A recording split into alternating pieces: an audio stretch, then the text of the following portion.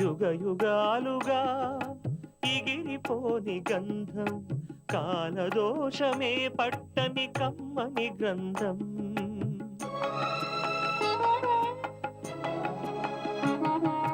యుగ యుగాలుగా ఇగిరిపోని గంధం, కాలదోషమే పట్టని కమ్మని గ్రంథం. బదులే కోరని పవిత్ర బంధం, ఇది అన్నా చెల్లెళ్ళ అనుబంధం. అనుబంధం యుగ యుగాలుగా ఇగిరిపోని గంధం, కాలదోషమే పట్టని కమ్మని గ్రంథం.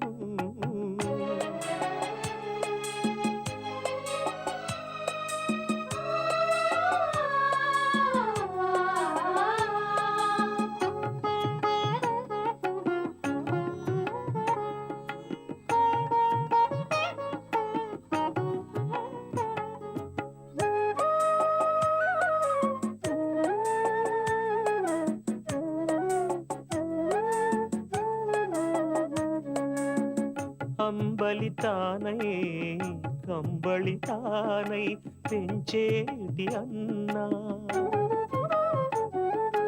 ఆప్యాయతలో అతను కన్న తల్లి కన్నా మిన్నా.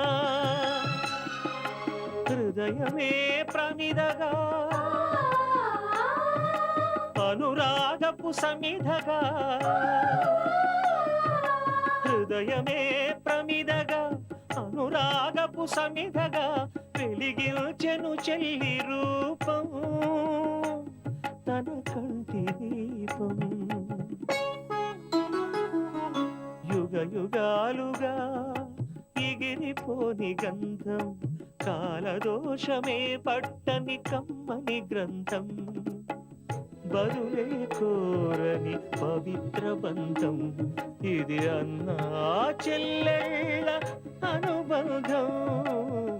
అనుబంధం. ఇప్పుడు మనస్ఫూర్తిగా చెప్తున్నాను, విధి ఆటలో ఒకరికొకరు దూరం అయిపోయినా ఆ అమాయకుల్ని మళ్ళీ ఒకటి చేయి తండ్రి. నేను నిన్ను మనసారా కోరుకునేది ఇదే. వాళ్ళిద్దరూ స్వచ్ఛమైన మనుషులు. వాళ్ళ ప్రేమకి ఒక పరమార్థం కల్పించి మళ్ళీ వాళ్ళిద్దరిని ఒకటి చేయి.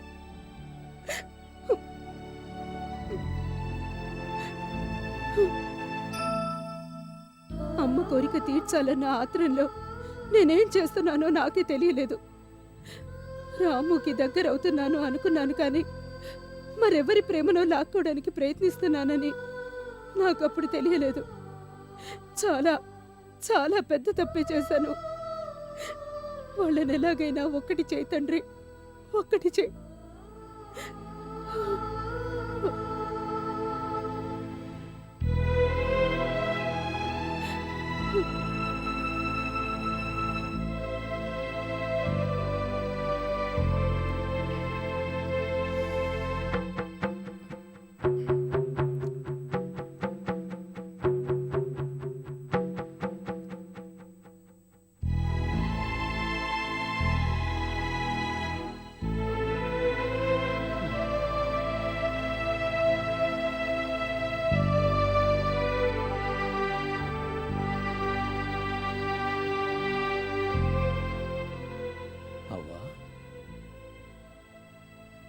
అవ్వా,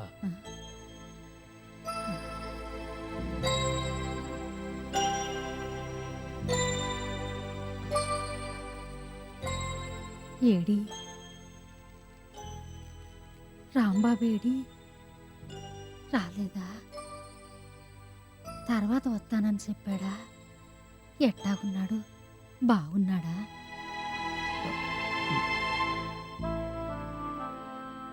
ఏటి అట్టా చూస్తున్నావు? ఏటయింది? రాంబాబుకి బాగోలేదా? నా గురించి చెప్పలేదా? చెప్పినా నన్ను చూడ్డానికి రాలేదా? అసలు ఏటయింది? నువ్విట్ట ఒకదాని మీద ఒకటి అడుగుతా పోతా ఉంటే నేనేడి చెప్పేది? నా ఆత్రం నాది. ఇంతకీ రాంబాబేడి రాలేదే?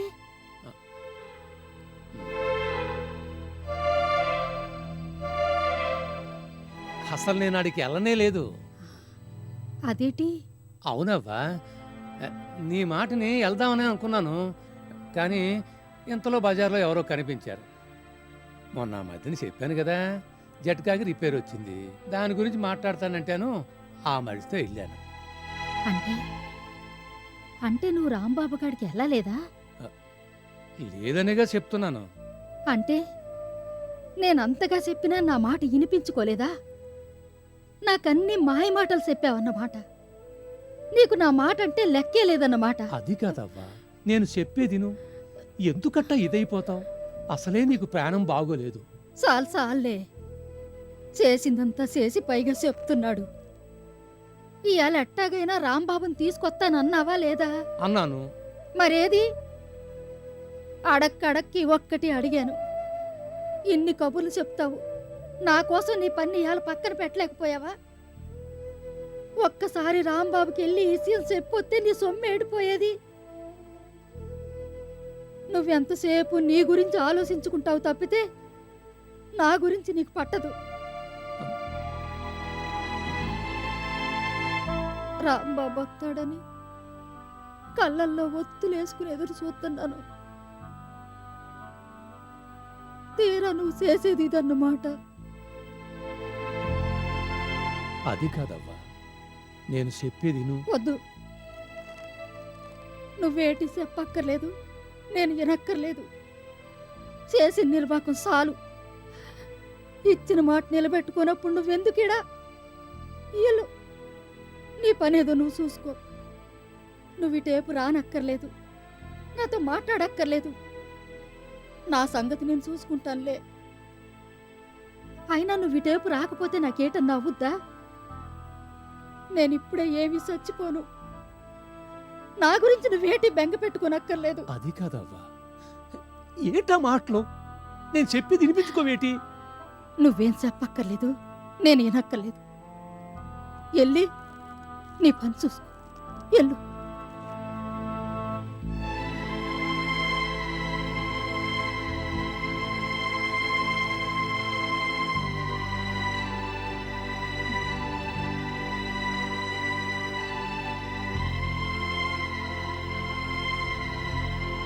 అది కాదవ్వా, ఈ ఒక్కసారికి నేను చెప్పేది నువ్వు.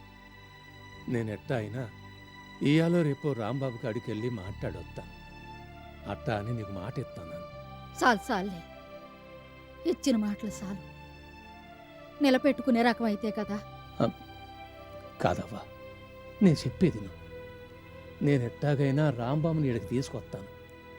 ఈలోగా నువ్వోసారి డాక్టర్ చేత పరీక్ష చేయించుకో, దగ్గరలోనే ఉంటాడు. ఆ మందులు అయ్యి వేసుకుంటే నీకు జ్వరం తగ్గిపోద్ది. ఈలోగా నేను రాంబాబుని తీసుకొస్తాను కదా. చాలే చెప్పొచ్చావు. నేను చెప్పిన మాట వినవు గాని నువ్వు చెప్పేది నేను వినాలా? అసలు నేను చచ్చినా నీ మాట వినను. రాంబాబు ఈ గుడిసెలోకి వచ్చేదాకా నేనే డాక్టర్ని దగ్గరికి రానివ్వను, ఏ మందులు వేసుకోను. అదంతే. ఇక నువ్వెన్ని చెప్పినా నేను విన్నగాని వెళ్ళి నీ పని చూసుకో. అట్టా నువ్వు మొండి పట్టు పెడితే ఎట్టాగే అవ్వా? నా మాట విను. చూడు ఎట్టా అయిపోయావు. మందులు కూడా వేసుకోపోతే ఎట్టాగు?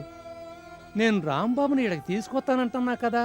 వద్దు, నువ్వేటి చెప్పొద్దు. నేను విన్నా. నువ్వు వద్దు, నీ మందులు వద్దు. ఎల్లెల్లు.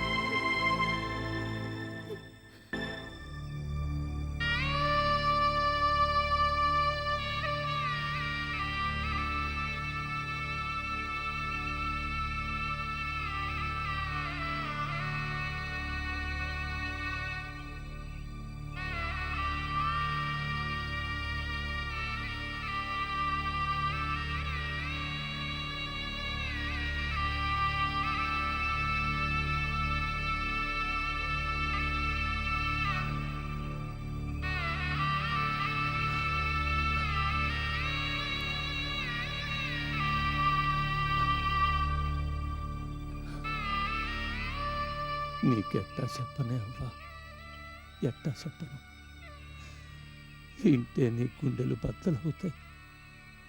నీకు చెప్తే ఒక బాధ, చెప్పకపోతే ఒక బాధ. రాంబాబుని ఇడకి తీసుకురాకపోతే మందులు వేసుకోనని నువ్వు మొండికెత్తన్నావు. నీతో ఎట్టా ఏగేది? దేవుడా, నీదే భారం. ఆ అమాయకురాన్ని నువ్వే కాపాడాలి. మా అవ్వకి నువ్వే దిక్కు.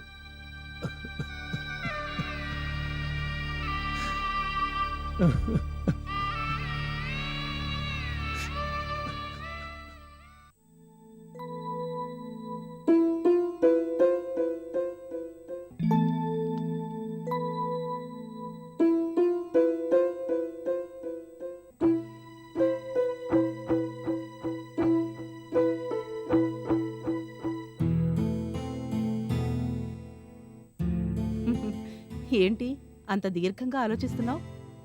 నీకీ మధ్య ఇదో అలవాటుగా మారిపోయింది. నువ్వా వదినా? రారా. ఇప్పుడు చెప్పు, దేని గురించి అంతలా ఆలోచిస్తున్నావు? ఓ పెద్ద శనిగ్రహాన్ని ఇంట్లో పెట్టుకున్నాను. ఇక వేరే విషయాల గురించి ఆలోచించే తీరికెక్కడిది? అంటే రాము గురించా? అవును, ఆయన గారి గురించే. ఇప్పుడు ఆయనేగా నాకో పెద్ద తలనొప్పి. అతనికి ఎలా ఉందే? గుండ్రాయిలా ఉన్నాడు. అక్కడికి ఏ మందులు అందకుండా చూస్తున్నాను. అయినా ఏం ఉపయోగం లేదు. వట్టి మొండిఘటం. అసలు ఆ గదిలోకి ఎవరిని వెళ్ళనీయడం లేదు. వాచ్మెన్ కూడా అక్కడికి ఎక్కువగా వెళ్ళడం లేదు. ఒక్కడే ఆ అవుట్ హౌస్లో అఘోరించలేక ఇల్లు వదిలి వెళ్ళిపోతాడేమో అనుకున్నాను. ఇంకా ఆ మంచాన్ని పట్టుకొని అలాగే వేళ్లాడుతున్నాడు. ఆయన గారిని కలవాలంటూ వచ్చేవాళ్ళందర్నీ అట్నుంచట్టే పంపించేస్తున్నాను. ఎవరూ కనిపించక, ఎవరూ మాట్లాడే దిక్కులేక విసుగు పుట్టి వెళ్ళిపోతాడనుకున్నాను. అసలు ఆ మనిషికి చలనమే లేదు. ఈ మాత్రానికే వెళ్ళిపోతే మీ అన్నయ్య ఎందుకు అవుతాడు? నిజంగానే అసలు కొంచెం కూడా చీము నెత్తురు లేదు. ఇంకొకళ్ళైతే ఈ పాటికి వెళ్ళిపోయేవాళ్ళు. అలాగని నువ్వు డిసప్పాయింట్ అవ్వకు. నువ్వు చేస్తోంది చాలా మంచి పని. ఆ మనిషి ఇక్కడ్నుంచి వెళ్ళిపోవాలంటే ఇదే మంచి మందు. అంతేనంటావా? అంతే. చూస్తూ ఉండు. ఇంకొన్నాళ్లు నువ్విలాగే స్ట్రిక్ట్గా ఉన్నావనుకో, అతను తప్పకుండా వెళ్ళిపోతాడు. ఈ దెబ్బతో నీకు మీ అన్నయ్య పీడ విరగడైపోవడం ఖాయం. అంతేనంటావా? అంతే. నువ్వు బాగా ఆలోచించి మంచి పనే చేశావు. ఇంతకుముందు నువ్వు పెట్టిన బాధలన్నీ ఎలాగోలా భరించాడు. కాని ఇది మాత్రం తట్టుకోలేడు. తప్పకుండా వెళ్ళిపోతాడు. కావాలంటే నువ్వే చూడు. అయితే వదినా, నేను మా అన్నయ్యని బోల్డన్ని కష్టాలు పెట్టానని అంటావు, అంతేనా? అమ్మమ్మ, ఆ మాట నేనెందుకంటాను?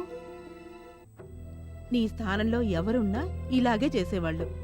మరి ఇలాంటి మొండిఘటాన్ని వదిలించుకోవాలంటే ఈ మాత్రం ప్రయత్నాలు చెయ్యొద్దా? ఏదో చుట్టపు చూపుగా వచ్చిపోతే నేనేమీ అనుకునేదాన్ని కాదు. కానీ ఈ మహానుభావుడు ఓ పెద్ద పీడలా తయారయ్యాడు. ప్రతి దాంట్లోనూ వేలు పెట్టడం, తగుదునమ్మా అంటూ అన్నిట్లోనూ జోక్యం చేసుకోవడం, వేణుని చెడగొట్టడం. ఇవన్నీ చూస్తూ నేనెలా ఊరుకుంటాను? ఏదో చుట్టపు చూపుగా వచ్చినవాడు ఓ 4 రోజుల నుండి వెళ్ళిపోవాలి. కానీ ఈ వెధవేషాలన్నీ ఏంటి? నువ్వు మళ్ళీ మొదటికే వచ్చావు. నేనింతకుముందు చెప్పలేదు ఇంత ఆస్తిని, ఈ ఇంటిని వదిలి అతనెక్కడికి వెళ్ళలేడని? నీ సొమ్ము మీద కన్నేసే ఆ మహానుభావుడు నిన్ను జలగలా పట్టి పీడిస్తున్నాడు. అవును. ఇంతకీ ఇప్పుడు ఆయన గారి జబ్బు ఏ దశకొచ్చిందో? ఏమో, ఎవరికి తెలుసు? మేమెవరూ ఆ గదిలోకి వెళ్ళడం లేదు.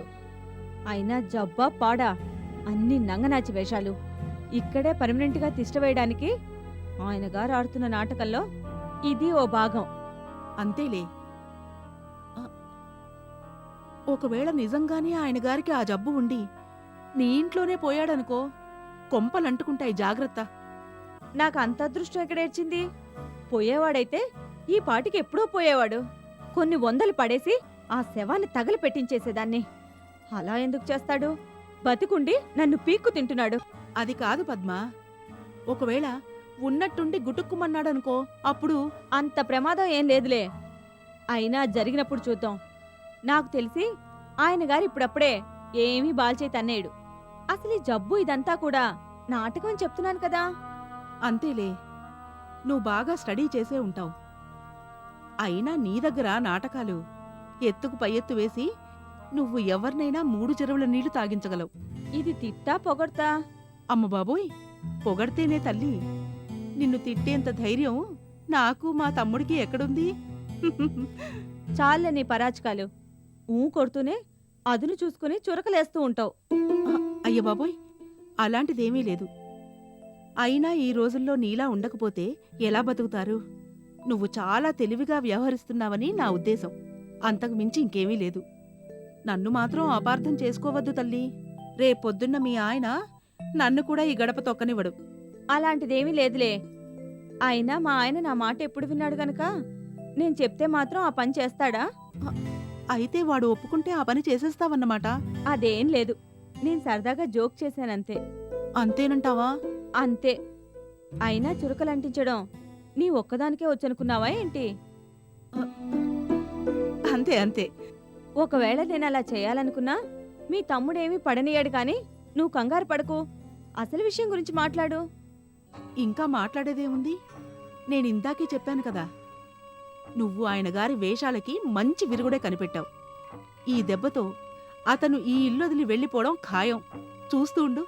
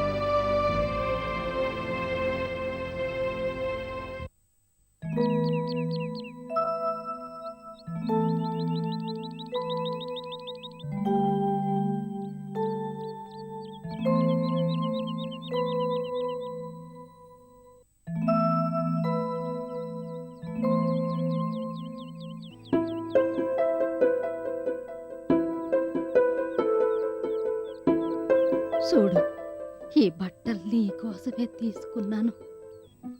ఈ చొక్కా వేసుకున్నావనుకో చక్కంగా ఉంటావు. ఈ ముదురు రంగు నీకెంతగా నప్పుద్దో. నా బంగారు కొండవి కదూ, వేసుకో.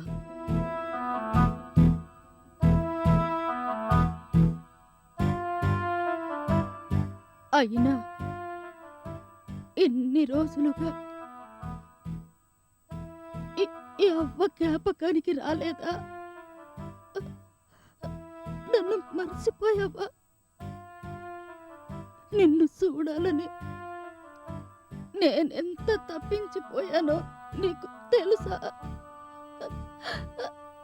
ఈ ముసిల్ది నీకు ఒక్కసారి కూడా గుర్తుకు రా